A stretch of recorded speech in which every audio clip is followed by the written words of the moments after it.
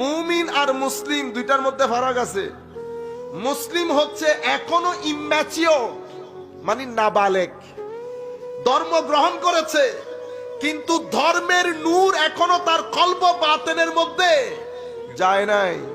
কেন? কারণ কল্প বাতেনের মধ্যে আকীদার নূর যাওয়ার জন্য সবচেয়ে বড় শর্ত হচ্ছে আপনার ভিতরে এশকে রসুল থাকা।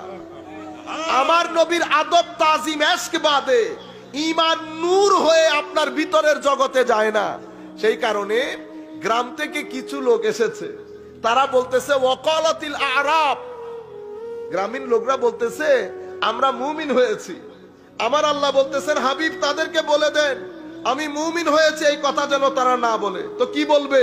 তো তাদেরকে বলতে বলেন আসলাম না বলতে, আমি মুসলমান হয়েছি। কেন? তো কারণ এখনো পর্যন্ত ঈমানের